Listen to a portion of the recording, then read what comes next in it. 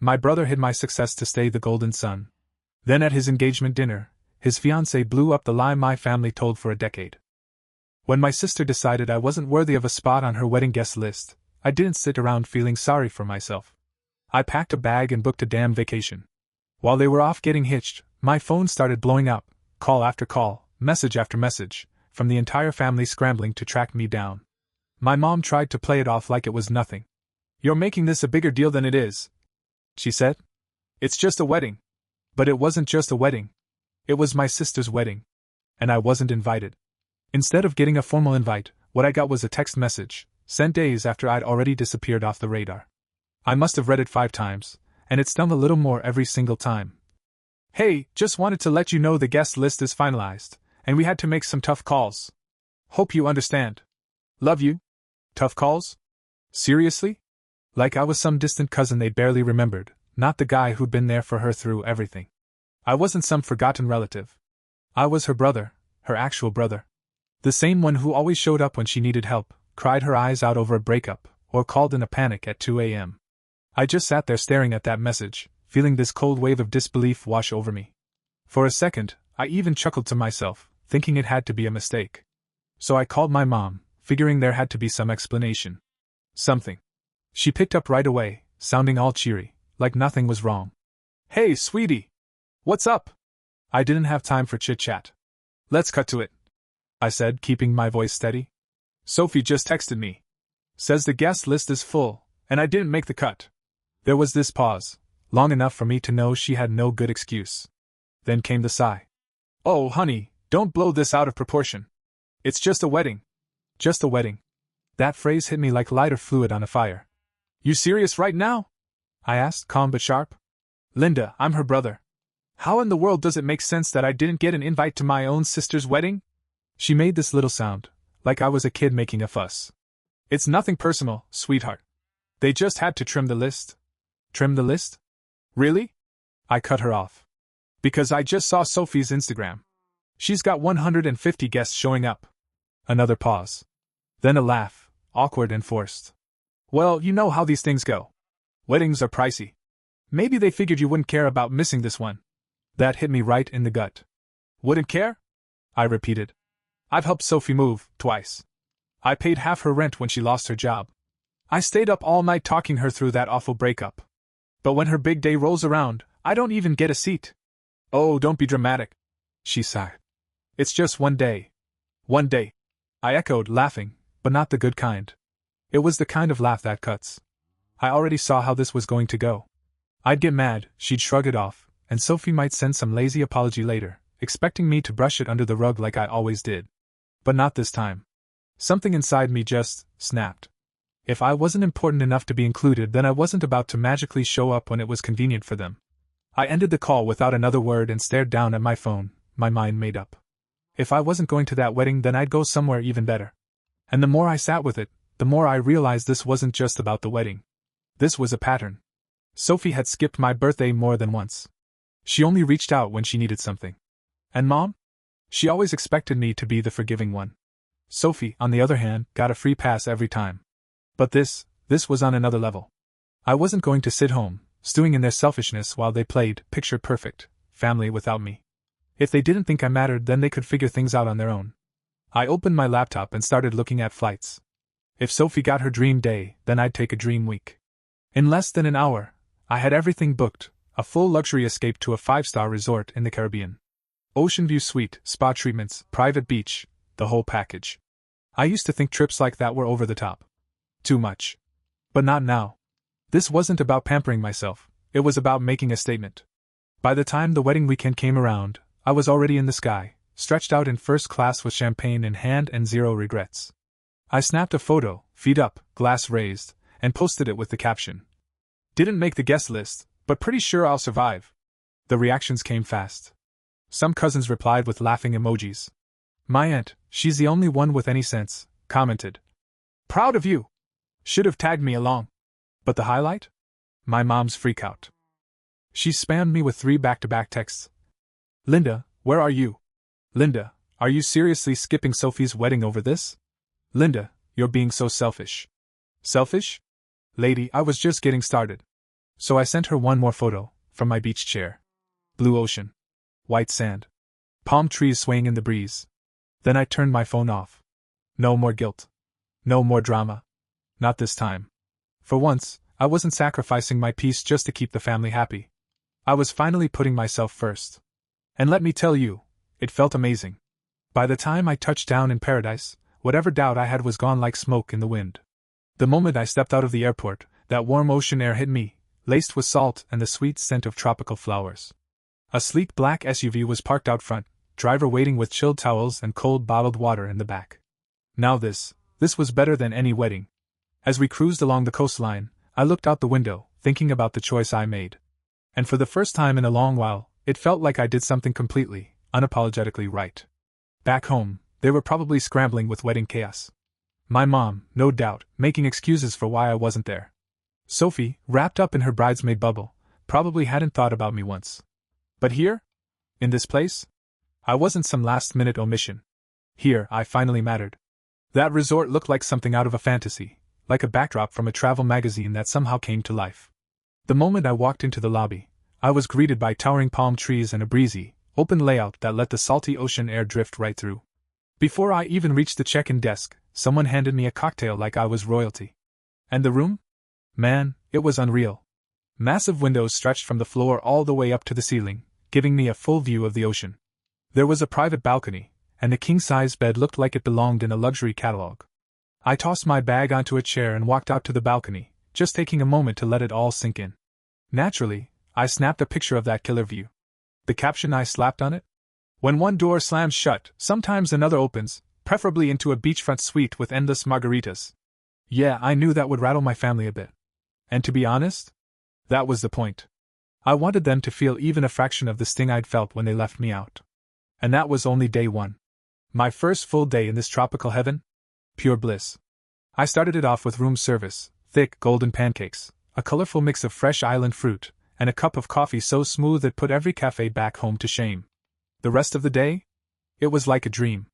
No schedules, no expectations, no awkward family conversations, just me, the ocean, and some well-earned silence.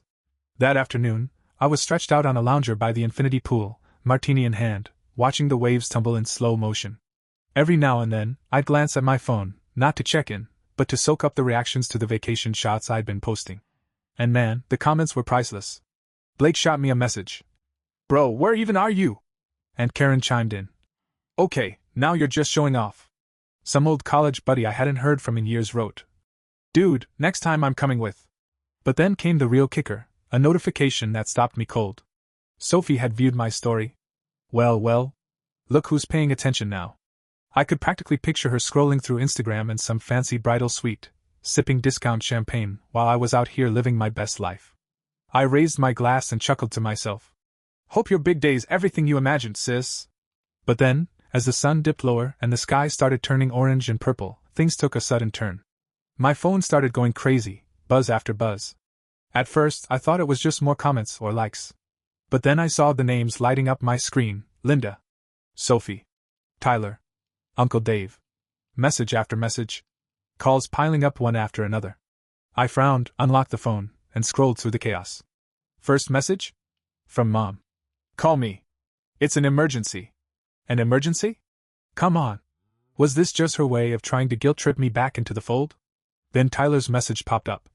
"Dude, you're not gonna believe what just happened." Now I was curious. I sat up straighter and started combing through the flood of texts. And what I read had me nearly rolling out of my chair laughing. Sophie's Pinterest perfect wedding? A complete and utter disaster. Texts were coming in fast, like someone had opened the floodgates. The more I read, the bigger my grin got. Tyler again. "Man, you dodged a serious bullet." Linda. "Call me right now. This is a family emergency." Sophie. "Please, where are you? I need you." I leaned back in my chair, took a long sip of my drink, and just soaked in the moment. And then came the bombshell. Cousin Chloe messaged me. The groom left. I actually choked on my martini. Wait, what? He walked out. He seriously just bailed. This was better than anything I could have dreamed up. I shot Tyler a text. "What do you mean he left?" He replied almost instantly. "At the reception, they had this massive blowout. He just got up and walked out. Didn't even say goodbye, just gone." Then he added, Uncle Dave and your dad started screaming at each other about how the family reputation's ruined. Nana Ruth cried. They closed the bar early. It's a total dumpster fire. I couldn't stop grinning if I tried. The same sister who'd made it clear she didn't want me there? Now suddenly the whole mess was crashing down, and guess who they all turned to first? I could already hear Mom in my head. You have to help. Sophie's a wreck. Nope. Not my problem. Sophie herself texted. Please pick up. I really need you. And just like that, I was important again. I took a breath, smiled, and typed back. Sophie, sorry, I'm kinda busy right now, enjoying my overreaction. Hope your wedding was a blast. Then I blocked her. Mom too. And Tyler, just to be safe. I put my phone on silent, flagged down the waiter, and ordered another drink. While they were spinning in circles back home, I was stretched out in paradise, finally breathing easy. And you know what?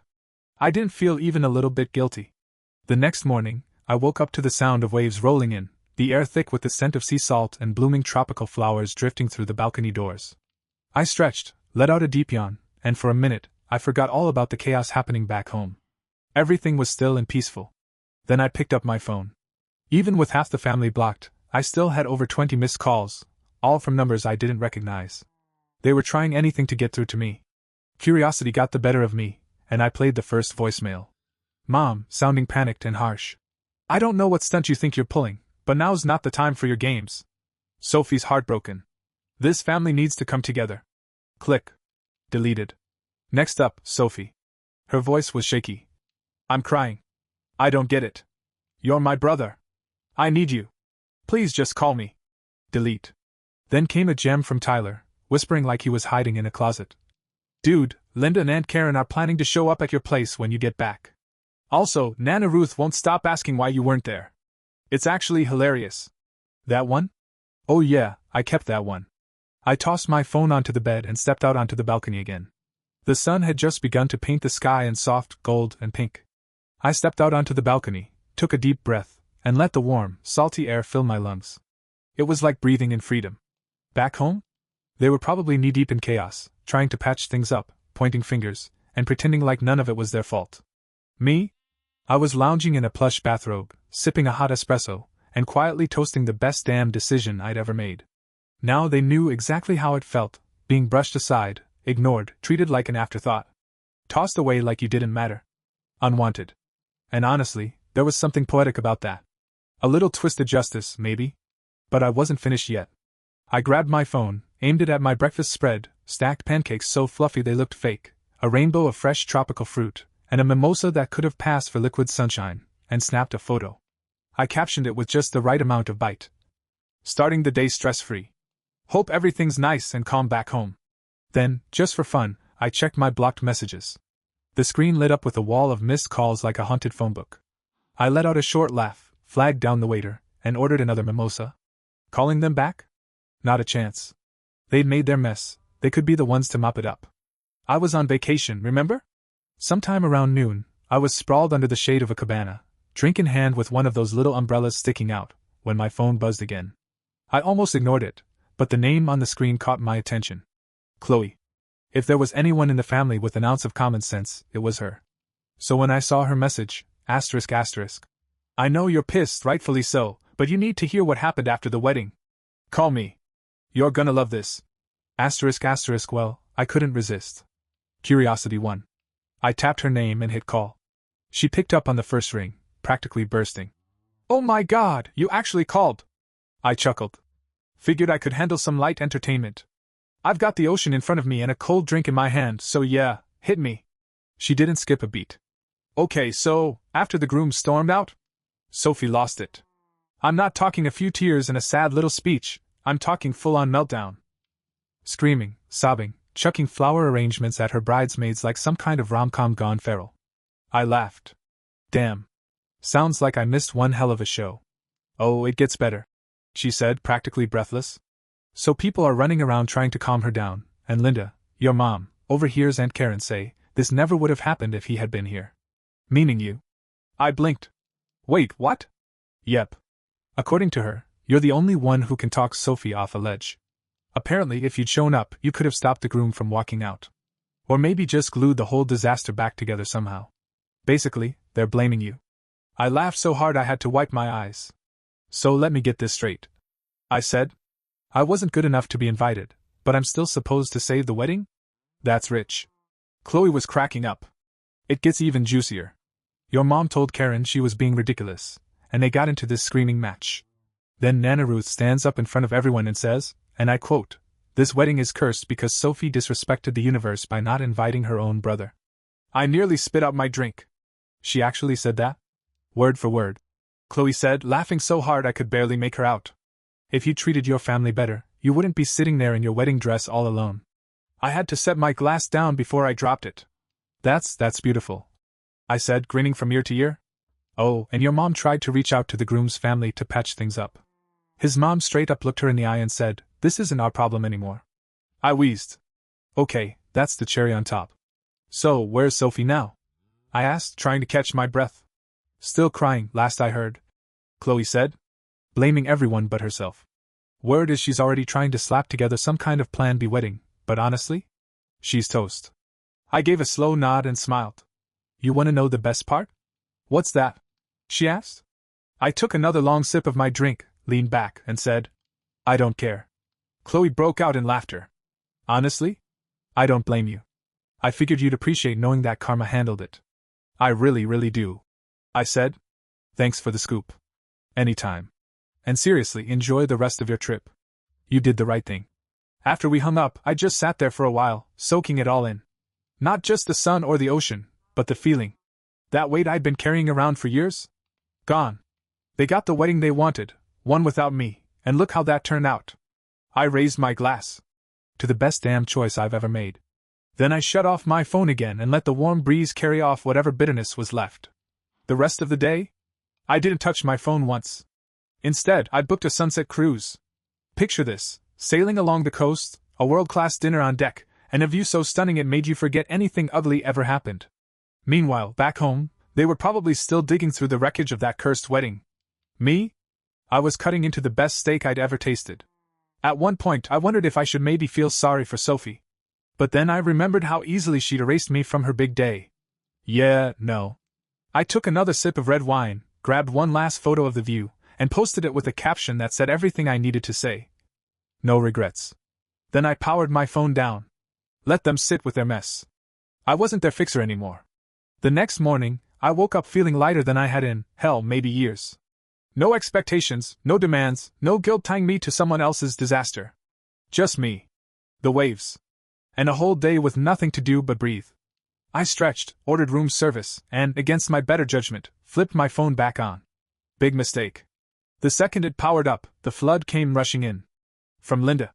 You need to stop acting like a child and call me. From Sophie. I can't believe you're doing this. You're so selfish. And another from Linda. This isn't funny. Sophie's heart is shattered. Do you even care? A mystery number chimed in too, probably an aunt. We need to come together and fix this family before it's too late. I groaned and shook my head. It was almost impressive how quickly they'd gone from pretending I didn't exist to suddenly needing me to fix everything. Then I spotted one more message, Chloe again. Okay, I know you're ignoring everyone, and fair, but heads up, your mom's planning some big family sit-down for when you get back. And I couldn't help it, I burst out laughing. Oh, so now they thought I was just going to stroll back home, all smiles, ready to pretend none of this ever happened? Yeah. Not a chance in hell. I grabbed my phone and shot Chloe a text. Appreciate the heads up, but I won't be there. Her response came fast. Wait, what do you mean? Me. I'm extending my trip. Simple as that. They wanted me out of their lives. They made that choice. I was just finally giving them what they asked for. No more updates. No more family drama. No more emotional boomerang pulling me back in the moment they needed someone to lean on. Radio silence. I could practically see Chloe's reaction, probably somewhere between gasping and clapping. She replied a few seconds later. Okay, that's iconic. Seriously. Tell me everything when you're back, whenever that is, haha. I actually smiled. Then, without wasting another minute, I opened my laptop. A few taps, a quick confirmation, and just like that, it was official. One more week in paradise. No passive-aggressive texts. No guilt-laced voicemails. No walking on eggshells around people who only ever seemed to want me around when it was convenient for them. Just me, the waves, the sky, and a full 7 days of uninterrupted peace. And the best part? There wasn't a damn thing they could do to stop it. Before I left the room, I decided to send one last message. Not for closure, not even for satisfaction, just clarity. I typed out a quick text and sent it to both my mom and Sophie. Oh, now I'm important. Sorry, I'm a little too busy enjoying my dramatic overreaction. Good luck cleaning up your own mess. Then, for good measure, I blocked them both again. Not out of spite. Out of self-preservation. I dropped the phone onto the table without a second thought, flagged down the waiter, and ordered another drink. Something cold, something fruity. Something that tasted like starting over. The sun warmed my skin. The breeze rolled in, soft and easy, as if the universe itself had exhaled with me. And in that moment, I realized something. This wasn't about revenge. It wasn't bitterness, or pettiness, or any of the words they'd probably used to describe me in some dramatic family group chat I'd never be part of again. This was freedom. For the first time in, God, maybe my entire adult life, there was no weight pressing down on my chest. No tension in my jaw. No hollow ache from always trying to earn a seat at a table that was never set for me in the first place. Just silence. Just stillness. Just peace. And man, peace had never tasted so damn good. It really was the best decision I've ever made.